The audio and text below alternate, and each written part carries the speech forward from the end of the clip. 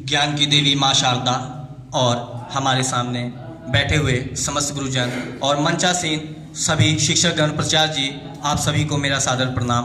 और मेरे सामने आकार लेते हुए नवीन भारत के युवा और नारी शक्ति को मेरा वंदन। मैं सत्यम चौरसिया, एमए फाइनल ईयर। आज आप सभी को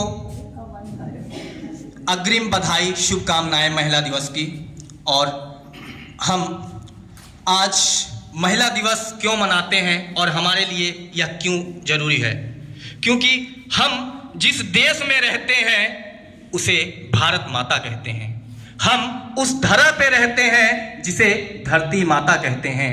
हम यहाँ पे कंकड़ भी पूजते हैं, पत्थर भी पूजते हैं और हर देवी को पूजते हैं जिसे हम भगवान कहते हैं। जन्म से लेकर मृत्यु तक हमारे जुबा पे सिर्फ एक ही नाम आता है, माँ।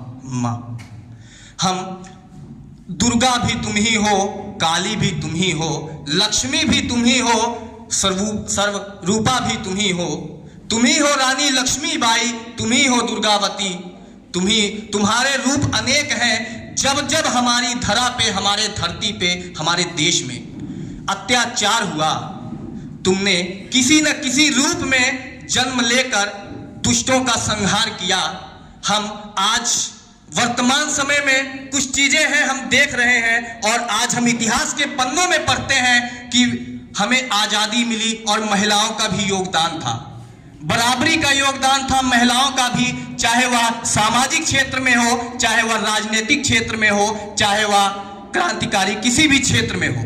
आज हमें जेंडर पक्षपात, यानी हम हमारे संविधान में यह अधिकार हमें प्राप्त है, समानता का अधिकार, लेकिन कहीं ना कहीं चुनौतियों का सामना करना पड़ता है, चुनौतियों का सामना करना पड़ रहा है और समान अधिकार नहीं मिल पाते हैं।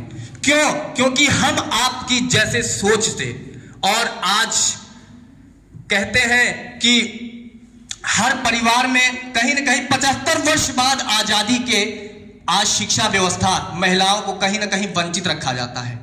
इसलिए रखा जाता है क्योंकि वह दूसरे की अमानत है, दूसरे की घर जाएंगी यह सोचकर कि हमारे लिए क्या होगा, हमारे परिवार का क्या होगा।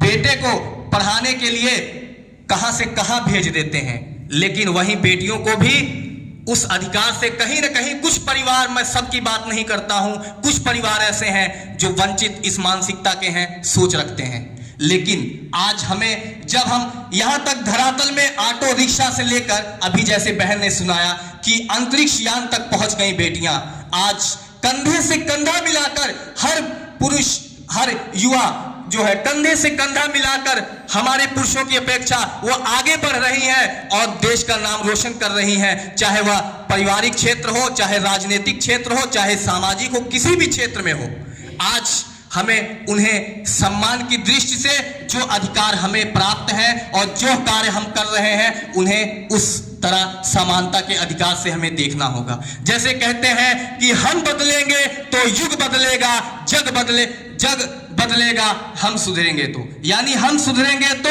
जग सुधरेगा।